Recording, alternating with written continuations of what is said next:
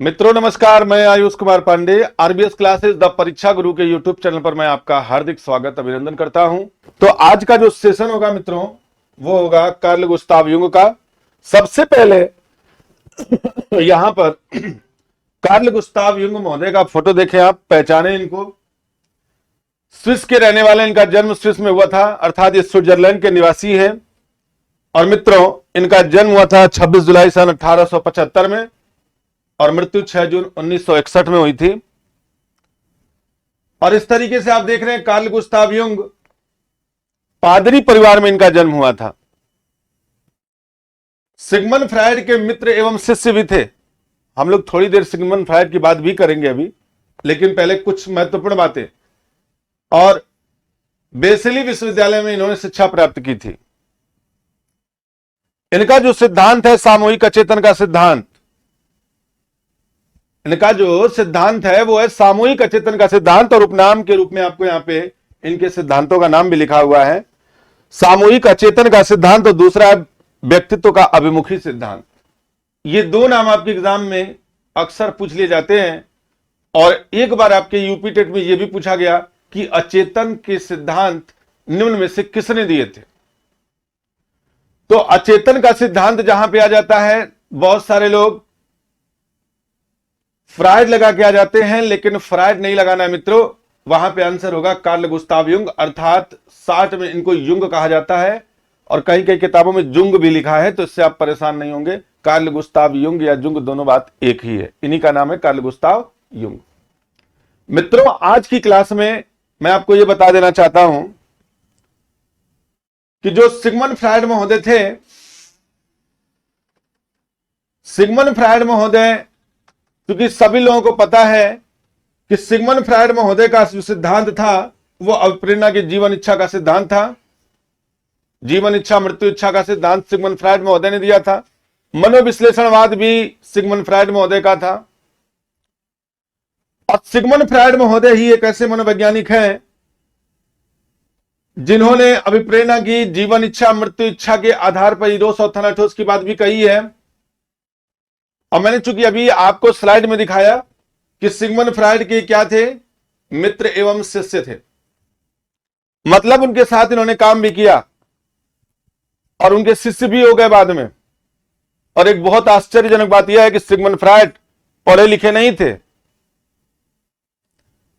लेकिन साइकोलॉजिस्ट के क्षेत्र में, मनोवैज्ञानिकों के क्षेत्र में उनका नाम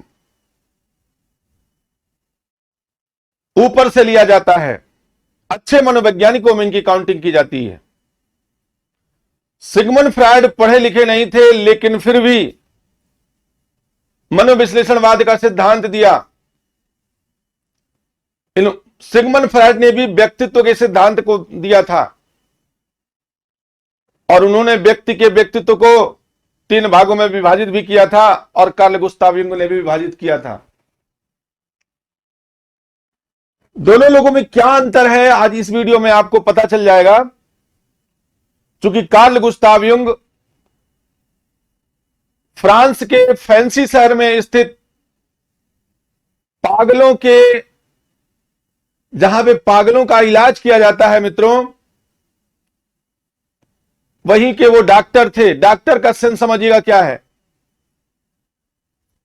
जो सिगमंड फ्रायड थे वो पहले जहां पागल लोग रहते थे उसी पागलखाने में देख रेख का काम करते थे। और देख रेख के काम के साथ साथ धीरे धीरे वो पागलों के डॉक्टर भी बन गए, लेकिन कहीं से डिग्री नहीं ली है, ये बात याद रखिएगा। और उन्हीं के शिष्य हैं, उन्हीं के मित्र हैं कार्ल गुस्ताव युंग। तो उन्हीं का सिद्धांत हम लोग आज पढ़ेंगे। और सिगमंड फ्रायड महोदय ने अचेतन मन, चेतन मन और अवचेतन मन की बात कही है। तो उन्हीं के सिद्धांत का खंडन करते हुए कार्ल गुस्ताव युंग ने अपना सिद्धांत प्रतिपादित किया था, जिनका नाम है सामूहिक अचेतन का सिद्धांत। और इस सिद्धांत को आज आप पढ़ाएंगे हम आपको। देखिए बहुत मजा आने वाला है, बहुत ही अच्छा सिद्धांत है। इनसे सवाल 2-3 सवाल बने आज तक, और उन 2-3 सवालों में एक सवाल का नाम जिक्र मैंने पहले ही कर लिया था कि अचेतन का सिद्धांत किसने दिया है और सामूहिक अचेतन का सिद्धांत किसने दिया है। जब अचेतन पूछे तो फ्रायड लगाइए, और जब सामूहिक अचेतन की बात करें तो कार्ल गुस्ताव युंग लगाइए। ये दोनों में अंतर है। सिगमंड फ्रायड ने अचेतन मन, चेतन मन और अचेतन मन की बात कही है। थोड़ा सा हम इस पर भी आपको व्याख्या दे देते हैं कि अचेतन मन, अचेतन मन, देखिएगा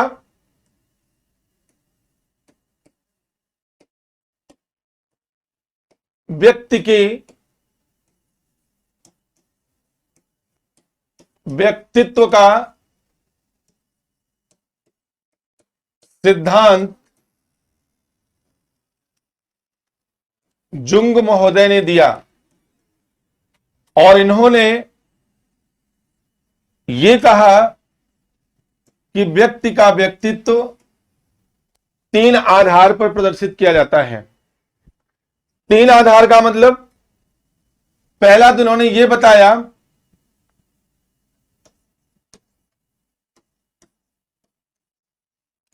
अंतर्मुखी व्यक्तित्व का व्यक्ति, दूसरा बहिर्मुखी व्यक्तित्व का व्यक्ति, और तीसरा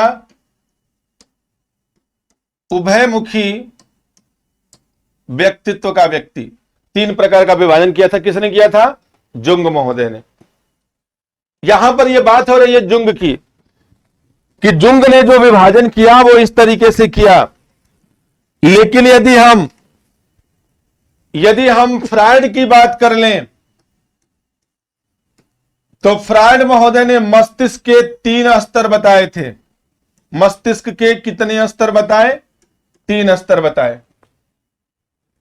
कहा कि एक अचेतन मन होता है, एक अचेतन मन होता है, दूसरा चेतन मन होता है, और तीसरा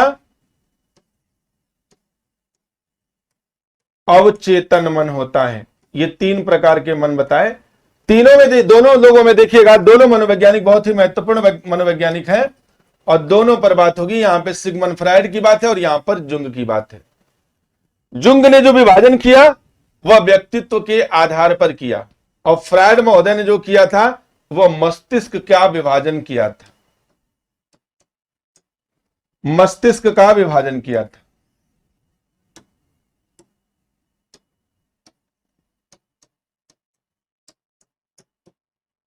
मस्तिष्क का विभाजन किया और कहा कि मस्तिष्क में 3 प्रकार के मन पाए जाते हैं। पहला अचेतन मन, दूसरा चेतन मन, और तीसरा अवचेतन मन। तीनों की बात कही। और जुंग महोदय ने कहा कि व्यक्ति के व्यक्तित्व 3 प्रकार के होते हैं। पहला अंतर्मुखी होता है, दूसरा बहिर्मुखी होता है, और तीसरा उभयमुखी होता है। पहले हम इन्हीं को समझेंगे, उसी के बाद हमारे सिद्धांत समझ में आ जाएंगे।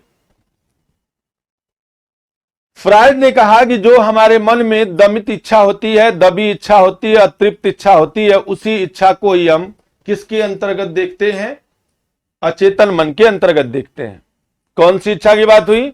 अतृप्त इच्छा, दमित इच्छा, जो इच्छा पूरी नहीं होती है, कलुषित इच्छा, जो इच्छा हमारे मन में दबी रह जाती है, या किसी को देख करके जो हीन भावना आती है, किसी का सामान देख करके जो चुराने का मन करता है, जितना भी उल्टा सीधा सोचने वाला मन होता है, किसके अंतर्गत आएगा? अचेतन मन के अंतर्गत आएगा। अब यहां पे ध्यान दीजिएगा, फ्रायड महोदय ने मस्तिष्क के विभाजन में पहले अचेतन मन को कहा कि यह वह मन है जो जिसमें दमित इच्छा होती है। कैसी इच्छा होती है? दमित इच्छा होती है। इसमें दमित इच्छा होती है, इसमें अतृप्त इच्छा होती है, इसमें वह इच्छा होती है जो पूरी नहीं होती, जो पूरी नहीं हो पाती। यह वह मन है जिसमें जिसकी इच्छा बहुत ज्यादा होती है। इच्छा क्या होती है?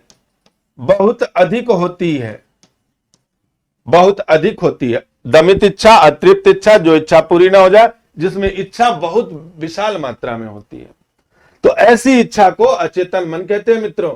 ध्यान दीजिएगा, अचेतन मन कहलाता है। उदाहरण से समझिएगा, जैसे हम जब किसी का कोई सामान देखते हैं और वो सामान जब हमारे पास नहीं होता है तो हमारी इच्छा होती है कि ये सामान मेरा हो जाए, या मेरे पास भी होता है तो बड़ा अच्छा होता है। लेकिन आपने देखा है कि हर व्यक्ति समाज का एक समान नहीं होता। कोई अमीर होता है, कोई गरीब होता है, कोई हाई प्रोफाइल का होता है, कोई मध्यम वर्गीय होता है, कोई निम्न वर्गीय होता है। तो यहां पर ध्यान दीजिएगा कि जो अचेतन मन होता है यह बड़ा ही चंचल स्वभाव का होता है। इसकी जो प्रवृत्ति होती है बहुत चंचल होती है। वह दूसरे की वस्तुओं को देखकर चुराने का मन करता है, किसी बड़े आदमी को देखकर उसे मारने की इच्छा होती है, हमेशा उससे जलन की भावना होती है। इस तरह के जो मन होते हैं वो किसमें होते हैं? अचेतन मन होता है। जैसे मान लीजिए, जब बच्चा परिपक्व नहीं होता है तो बच्चा क्या करता है? अपनी इच्छा को पूरी करने के लिए घरों में से वो सामान की चोरी करता है, पैसों की चोरी करता है। तो ये कैसा मन कहलाता है? अचेतन मन कहलाता है। आप देखते होंगे जितने लोग वीडियो देख रहे हैं उनकी भी बहुत सारी ख्वाहिशें होती हैं, बहुत सारी इच्छाएं होती हैं। वह इच्छा पूरी नहीं हो पाती, पूरी कुछ हो भी जाती है और कुछ नहीं भी होती है। तो मित्रों, ये बात दिमाग में बना के रखिएगा कि जो अचेतन मन होता है यह दमित इच्छा होती है, यह अतृप्त इच्छा होती है, और यह जो है कभी पूरी नहीं होती और कुछ इच्छाएं पूरी भी हो जाती हैं। लेकिन जब आप कभी गलत नियत से बात सोचते हैं, जब कोई बात गलत नियत से आप सोचते हैं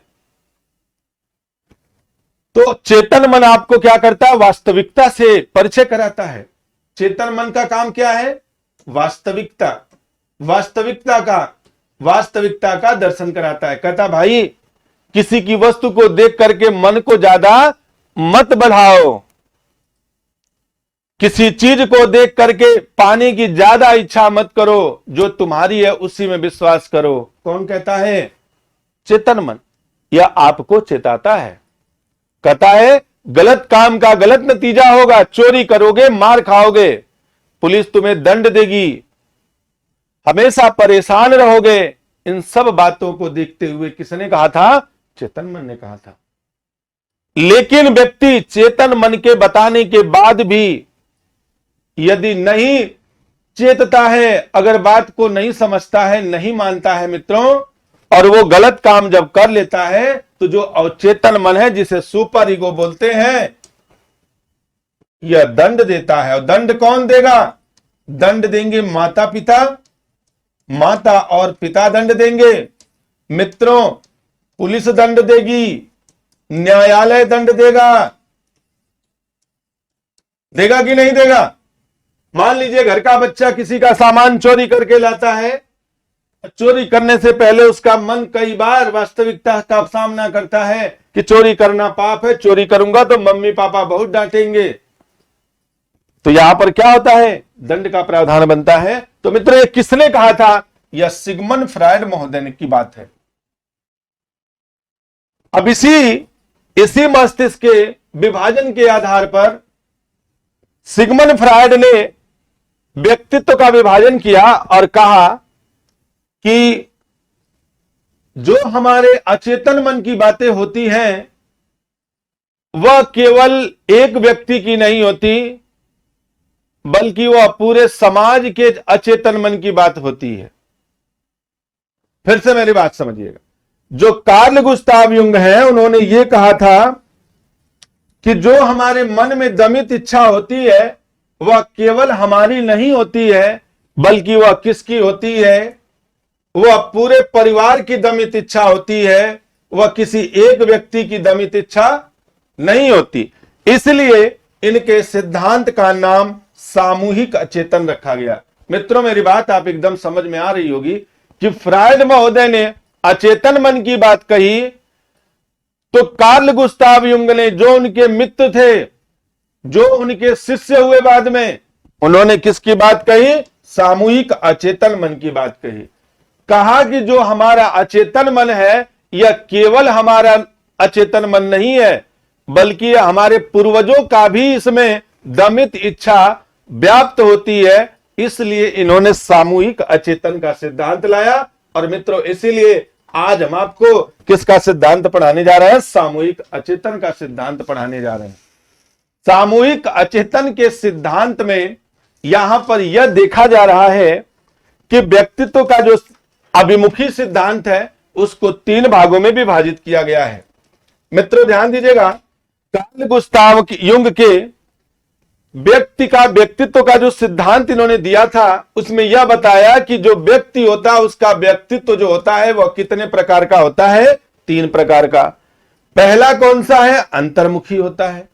दूसरा कौन सा होता है? बहिर्मुखी होता है। और तीसरा कौन सा होता है? उभयमुखी होता है। यह क्रम नहीं है मित्रों, यह एक पाठ है इसका जिसको मैं 3 तरह से बता रहा हूं।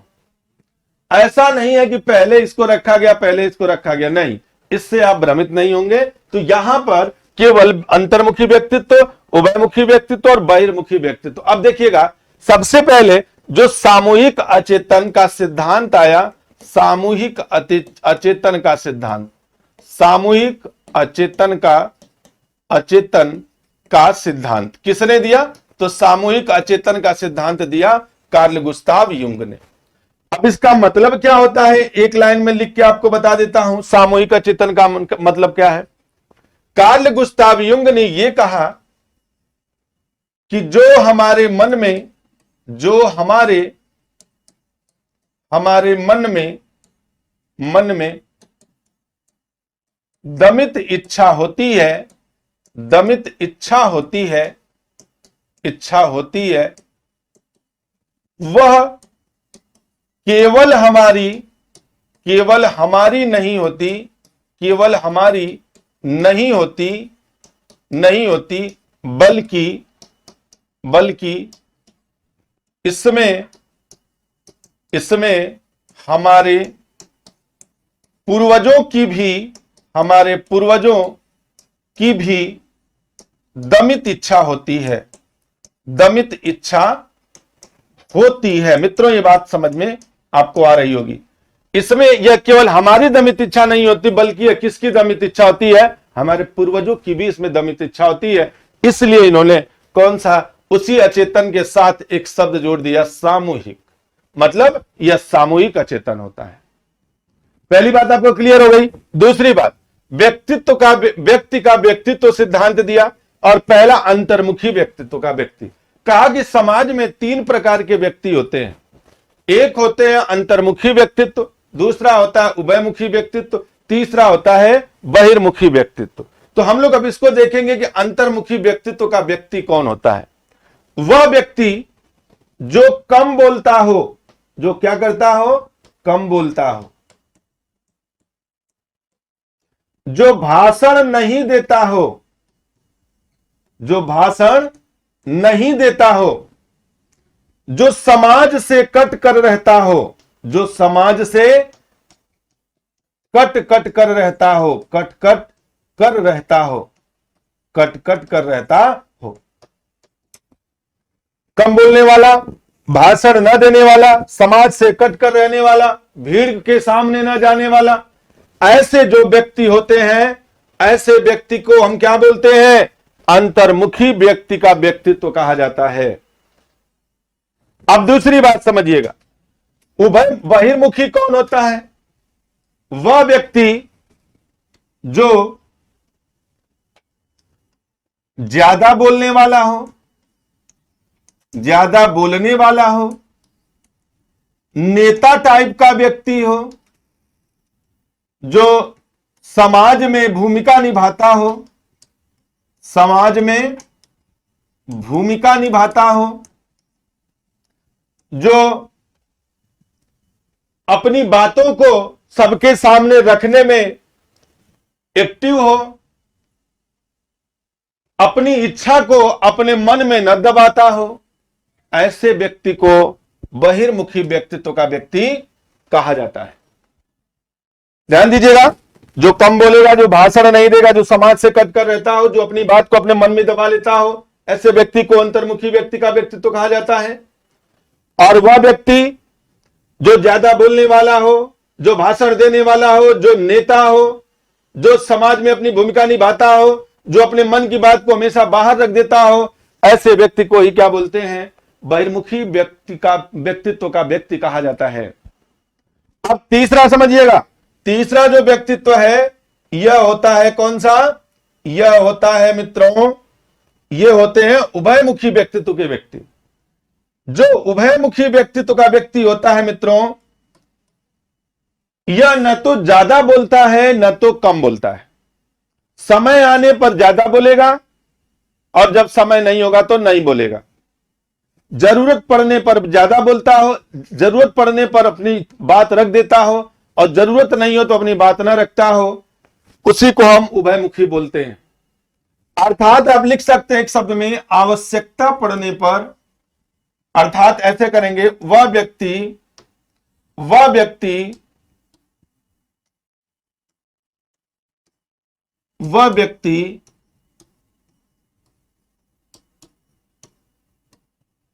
आवश्यकता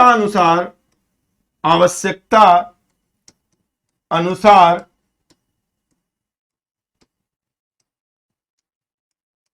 अपनी बातों को रखता हो, उसे उभयमुखी व्यक्तित्व का प्राणी कहा जाता है।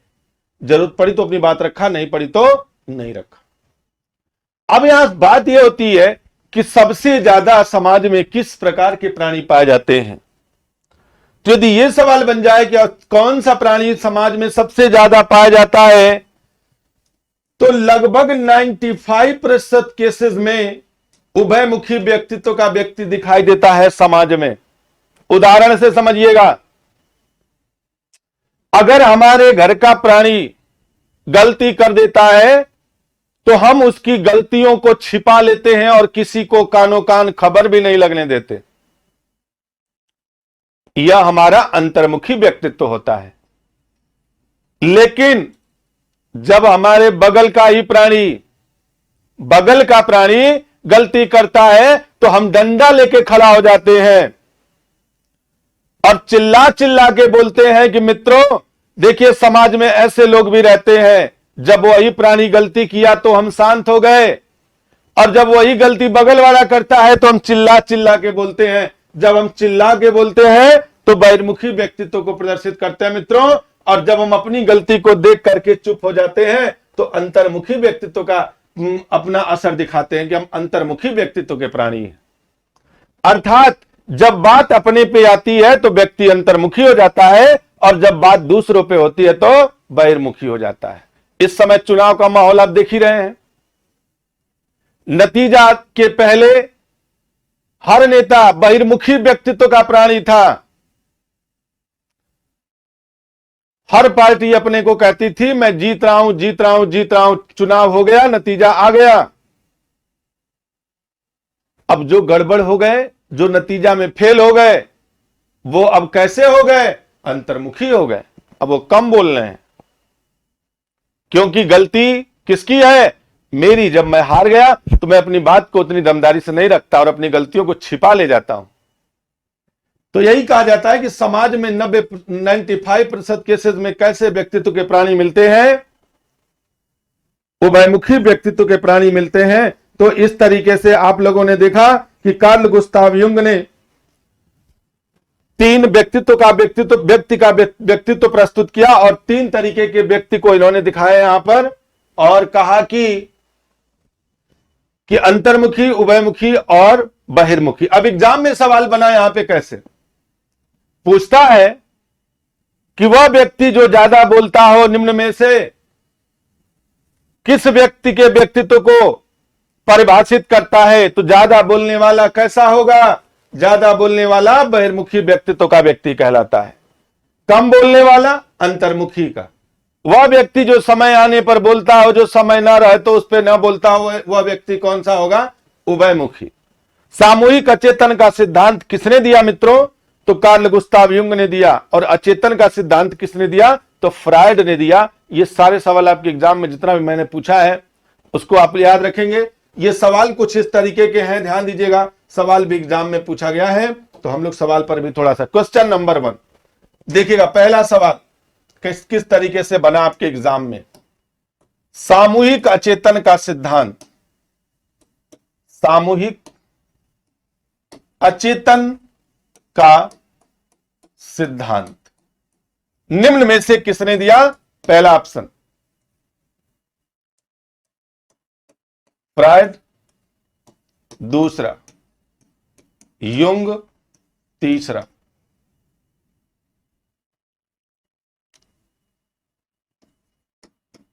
दोनों अर्थात ए और बी, और चौथा इनमें से कोई नहीं। कौन सा आंसर सही होगा? सामूहिक अचेतन पूछे तो युंग लगाना है। आप देखिएगा, दूसरे सवाल की बात कर लेते हैं। क्वेश्चन नंबर 2, क्वेश्चन नंबर 2, अचेतन का सिद्धांत, अचेतन का सिद्धांत निम्न में से किसने दिया? 4 ऑप्शन सेम यही रहेगा। तो जब अचेतन पूछे और पहला ऑप्शन बनाया फ्रायड, दूसरा बनाया युंग, तीसरा बनाया 1 और 2, चौथा बनाया इनमें से कोई नहीं, इनमें से कोई नहीं, आंसर कौन सा लगेगा? तो आंसर लगेगा, अचेतन पूछा है तो अचेतन में हो जाता है फ्रायड।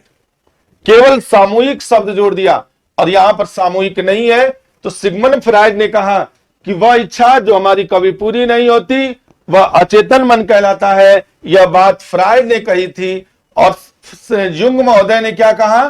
कहा कि यह हमारी केवल दमित इच्छा नहीं है, बल्कि यह हमारे पूर्वजों की भी इच्छा इसमें व्याप्त होती है, इसलिए सामूहिक अचेतन का सिद्धांत दिया था। ये दोनों सवाल यूपीटीटी में पूछ लिया गया है, तो याद रखिएगा यूपी टेट का पूछा हुआ सवाल दोनों आपके सामने हमने रख दिया है। एक सवाल और बना मित्रों, एक सवाल और बना है। क्वेश्चन को देखिएगा, बहुत मजा आएगा क्योंकि क्वेश्चन ऐसे ही पूछे गए हैं। वह व्यक्ति जो समाज से कट कट कर रहता हो, कट कट कर रहता हो, ऑप्शन 4 बना। वह व्यक्ति जो समाज से कट कट कर रहता हो अंतर्मुखी कहलाएगा, बहिर्मुखी कहलाएगा, तीसरा उभयमुखी कहलाएगा, चौथा इनमें से कोई नहीं। बताइए कौन सा होगा? तो जो समाज से कट कट कर रहता है ऐसे व्यक्ति को अंतर्मुखी कहा जाता है, क्योंकि आपके एग्जाम में पूछा हुआ सवाल है मित्रों, ध्यान दीजिएगा, क्योंकि एग्जाम ने अंतर्मुखी की बात कई बार आपसे पूछी है, समाज से कट कट करके ही सवाल बना है। तो मित्रों आज की जो ये वीडियो है आप इसे अच्छे से देखें और देखने के बाद विगत वर्षों से पूछे गए सवाल को इससे मिलाएं और देखिए कौन कौन सा सवाल आप कर पाते हैं और कौन सा नहीं कर पाते हैं मित्रों। तो आज की ये वीडियो यहीं पर क्या होती है, समाप्त होती है। उम्मीद करता हूं आप लोगों को ये वीडियो पसंद आएगी। लाइक शेयर और सब्सक्राइब करें और ज्यादा से ज्यादा इसे कमेंट करके हमारे हौसले को बढ़ाएं। आज की वीडियो यही समाप्त करता हूं मित्रों। नमस्कार, जय हिंद, जय भारत।